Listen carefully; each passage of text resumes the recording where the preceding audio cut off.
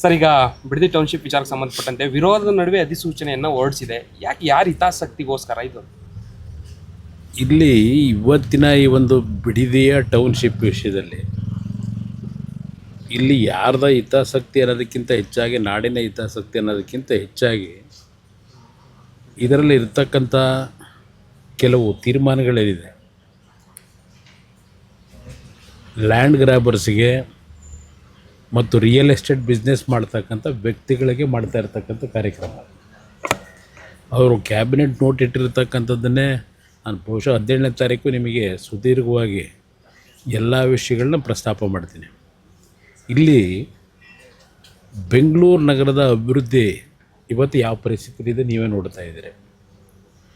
ಬೆಂಗಳೂರಿನ ಅಭಿವೃದ್ಧಿಗೆ ಕಳೆದ 3 ವರ್ಷದಲ್ಲಿ ಈ ಸರ್ಕಾರ ಯಾವುದೇ ರೀತಿಯ ಒಂದು ಸ್ಪಷ್ಟವಾದಂಥ ದಿಕ್ಕಿನಲ್ಲಿ ಬೆಂಗಳೂರಿನ ಸಮಸ್ಯೆಗಳನ್ನು ಪರಿಹರಿಸ್ತಕ್ಕಂಥ ನಿಟ್ಟಿನಲ್ಲಿ ಇವತ್ತು ಕಾರ್ಯಕ್ರಮ ಇಲ್ಲಿ ಏನೂ ನೋಡಲಿಲ್ಲ.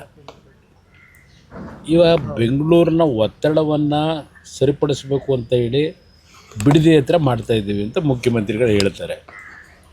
ಅದರ ಜೊತೆಗೆ ಕುಮಾರಸ್ವಾಮಿಯವರ ಕೂಸೆ ಇದು.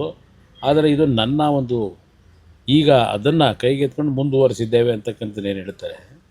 2006ರಲ್ಲಿ 2026ರಲ್ಲಿ ಈ 20 ವರ್ಷದಲ್ಲಿ ಏನೇನು ಡೆವಲಪ್ಮೆಂಟ್ ಆಗಿದೆ ಇದೆಲ್ಲ ಯೋಚನೆ ಮಾಡಬೇಕಲ್ವೇ. ಅದರ ಜೊತೆಗೆ ಮುಖ್ಯಮಂತ್ರಿಗಳು ಹೇಳ್ತಾರೆ ನಾನು ಮಾಡೇ ಸಿದ್ಧ ಅಂತ ಹೇಳ್ತಾರೆ. ಈಗ ಅಲ್ಲಿ ರೈತರ ಪರಿಸ್ಥಿತಿ ಏನಿದೆ, ನಾವು ಯಾವುದೇ ಒಂದು ಯೋಜನೆ ಮಾಡಬೇಕಾದ್ರೆ ರೈತರ ಬದುಕನ್ನು ನೋಡಬೇಕು, ರಾಜ್ಯದ ಅಭಿವೃದ್ಧಿಯನ್ನು ನೋಡಬೇಕು.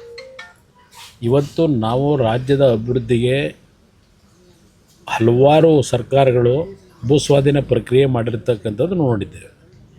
ಬೆಂಗಳೂರು ನಗರ ಸುತ್ತಮುತ್ತ ಈಗ ಅರ್ಕಾವತಿ ಬಡಾವಣೆ ಅಂತ ಮಾಡಿದ್ರು ಒಂದು ಸರ್ಕಾರ. ಅರ್ಕಾವತಿ ಬಡಾವಣೆಗೆ 3000 ಎಕರೆ ಭೂಮಿನ ಏನು ಭೂಸ್ವಾಧೀನ ಮಾಡ್ಕೋತಾರೆ. ಅಂತಿಮ ಅಧಿಸೂಚನೆ ಹೊರಡಿಸೋದಕ್ಕಿಂತ ಮುಂಚೆ 1000 ಎಕರೆ ಕಡಿಮೆ ಮಾಡ್ತಾರೆ, ಡಿನೋಟಿಫೈ ಮಾಡ್ತಾರೆ. ನಂತರ ಬಂದಂಥ ಸರ್ಕಾರಗಳು ಅಲ್ಲೇನು ಅರ್ಜಿ ಹಾಕೊಂಡ್ರು ಮನೆ ಬೇಕು ಅಂತೇಳಿ, ಅವ್ರಿಗೆ ಕೊಡೋದಕ್ಕಿಂತ ಹೆಚ್ಚಾಗಿ ಮಧ್ಯವರ್ತಿಗಳಿಗೆ ಯಾವ ಲ್ಯಾಂಡ್ ಡೆವಲಪರ್ಗಳು GPA ಮಾಡ್ಕೊಂಡ್ರು ಅವರುಗಳಿಗೆ ಎಲ್ಲ ರೀತಿಯಲ್ಲಿ ಅರ್ಕಾವತಿ ಬಡಾವಣೆಯ ಭೂಮಿಗಳನ್ನು NOC ಕೊಟ್ಟು ಡಿನೋಟಿಫಿಕೇಷನ್ ಮಾಡಿ ಏನೇನು ನಡೀತು ಇದೆಲ್ಲ ನಮ್ಮ ಕಣ್ಣು ಮುಂದೆ ಇದೆ. 480 ಎಕರೆ ಕೆಂಪಣ್ಣ ಆಯೋಗ ರಚನೆ ಮಾಡಿದ್ರು, ತಗೊಂಡೋಗಿ ಅದನ್ನು ಕೂಡಿಸೋದೇ ಇಟ್ಕೊಂಡಿದ್ದಾರೆ.